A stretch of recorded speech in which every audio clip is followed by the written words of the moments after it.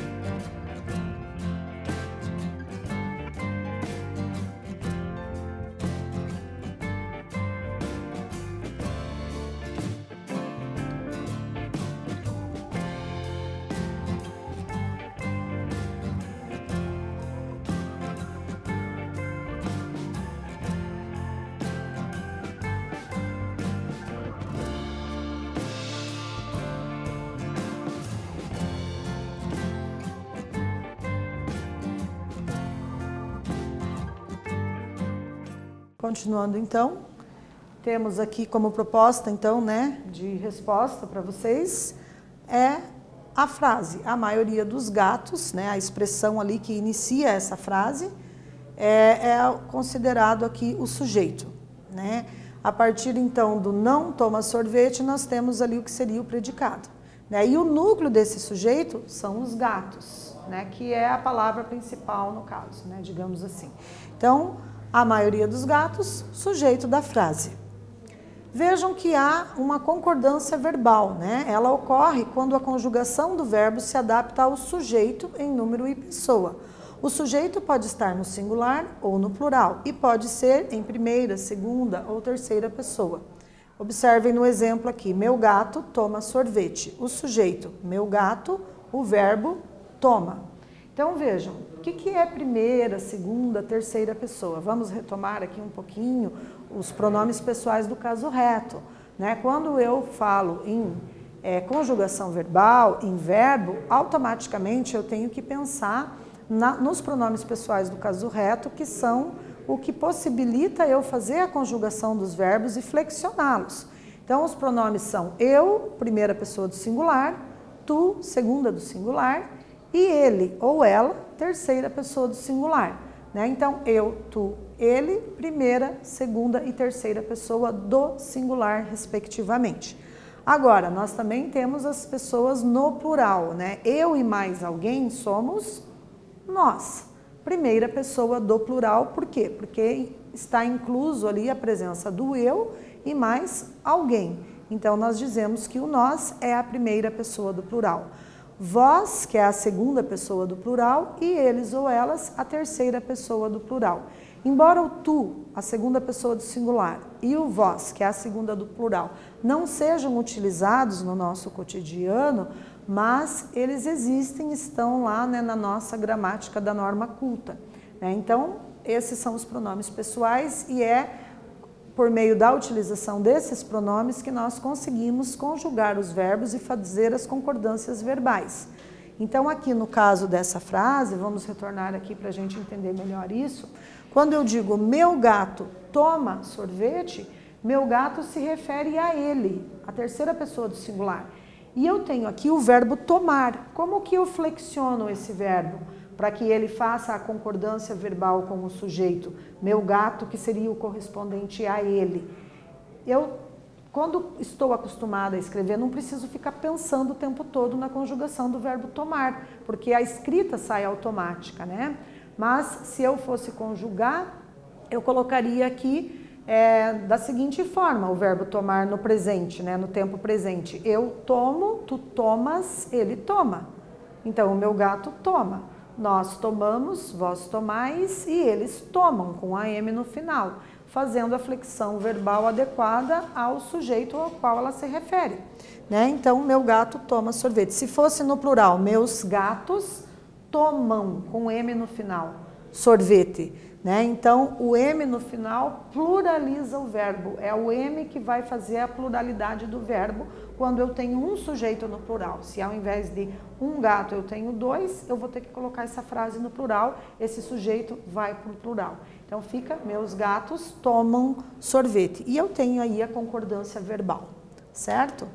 Então, só para a gente relembrar, então as pessoas do discurso, primeira pessoa no singular, eu, né? Segunda pessoa no singular é o tu e a terceira, ele, ela ou o você, como pronome de tratamento que a gente usa para substituir, né? Aí.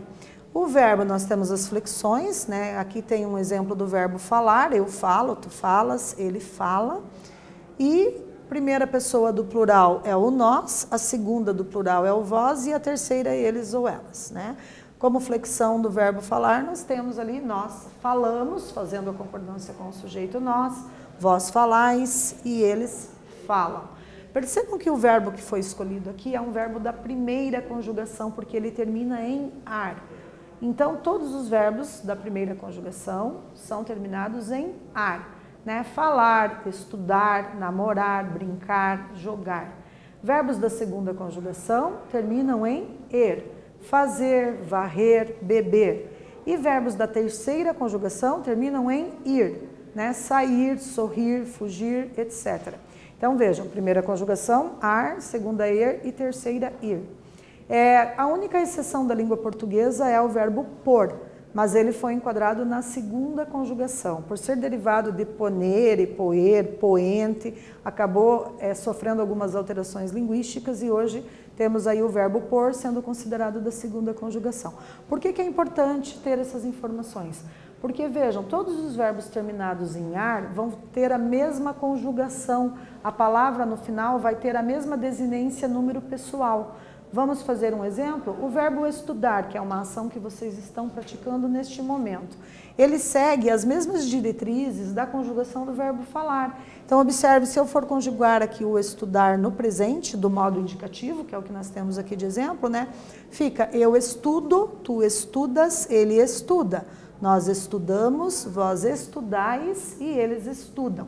Então, a desinência número pessoal, que é o final do verbo, se mantém, né? Por que a desinência número pessoal? Quando eu digo estudo, o indica o sujeito, eu estudo, né? Então, eu tenho a pessoa, que sou o eu, e o número, a primeira pessoa do singular, por isso que chamamos de desinência número pessoal. Ok? Então, verbos terminados em ar e que são verbos regulares terão a mesma conjugação, ali com a mesma finalização da palavra, da flexão verbal, né? Ou seja, a mesma desinência número pessoal correspondente ao verbo falar e demais verbos da primeira conjugação. E assim sucessivamente, né? Se for da segunda conjugação, da terceira, a gente sempre vai ter ali um modelo que pode ser seguido de parâmetro para fazer a conjugação. Então, para refletir. Você já se deparou com orações em que o núcleo do sujeito é parte fracionária, coleção ou grupo e ficou em dúvida quanto à concordância verbal? Né? Do que nós estamos falando, afinal de contas? Orações são verbos, lembram? Então, como que a gente faz ali a concordância verbal quando eu tenho um núcleo do sujeito como parte fracionária ou uma coleção ou um grupo, como a maior parte de, a maioria? Como que a gente vai fazer a concordância? Vamos ver aqui? Então, aqui, ó, a maioria dos gatos não toma sorvete, voltando para a nossa tirinha, né? Observe que o sujeito dessa frase traz uma ideia de quantitativo. A maioria dos gatos. O verbo ficou no singular, não toma sorvete. Nesse caso, o verbo tomar também poderia ser escrito no plural. A maioria dos gatos não tomam sorvete.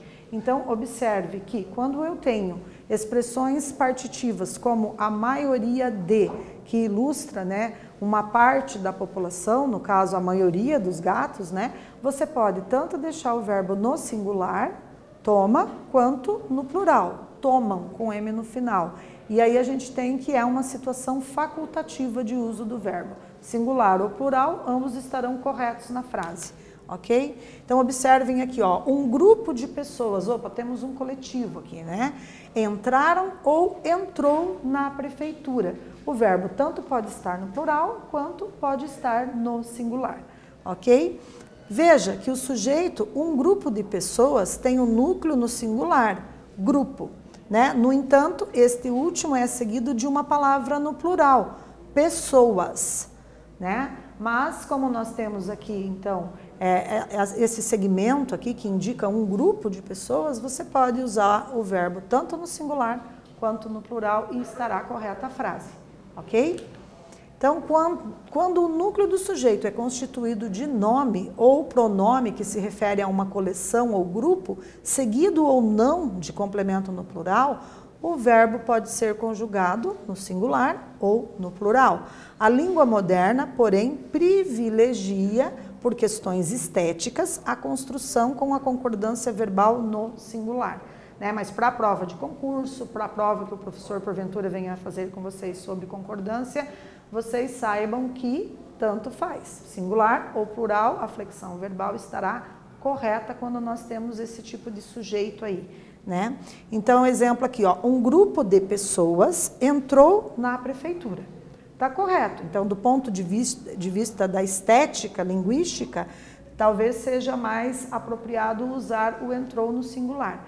Porém, se tivéssemos escrito ali, um grupo de pessoas entraram na prefeitura, também estaria correto colocar o verbo no plural.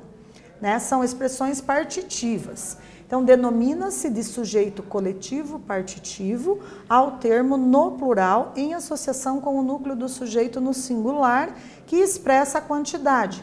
Parte, boa parte, a maioria, né?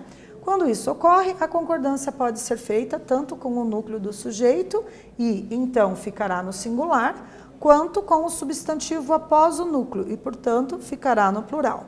Então vamos entender aqui, ó, a maioria dos alunos assistiu à videoaula. Também posso dizer a maioria dos alunos assistiram à videoaula, né? Então essas são as expressões partitivas que nos permitem fazer as duas concordâncias, tanto no singular quanto no plural. São muitos bons os materiais didáticos e as metodologias. Observem aqui, bons é o adjetivo, né, que concorda com ambos os núcleos. Quais são os núcleos aqui? O material didático, né, no caso no plural, os materiais didáticos, e as metodologias é o segundo núcleo da nossa frase aqui. Então, é um sujeito posposto ao verbo, os materiais didáticos e as metodologias. Se eu inverter, a frase fica, os materiais didáticos e as metodologias são muito bons. Percebam que metodologias é feminino, né, no plural, e materiais didáticos é masculino, os materiais. Eu tenho um do gênero masculino e um do gênero feminino, a minha concordância do adjetivo fica no masculino, nesse caso aqui, se referindo aos dois, certo? Então, eu vou pedir para vocês agora elaborar frases contendo os seguintes sujeitos, expressões partitivas para a gente treinar, né, pessoal? Então, boa parte, a maior parte, uma porção. Algumas sugestões para vocês treinarem aí a concordância verbal. E a gente retorna para verificar.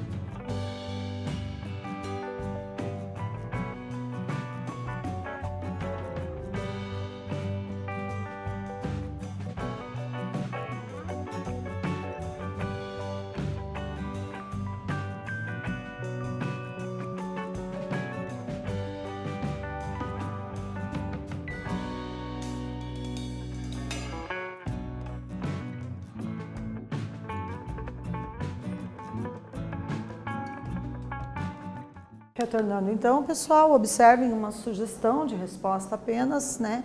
Então, boa parte dos alunos faz as atividades remotas ou fazem. A maior parte dos trabalhadores está ou estão se cuidando. Uma porção de famintos requer ou requerem cuidados. Então, agradeço muito a participação. Nesse vídeo nós falamos sobre concordância verbal e nominal e até breve.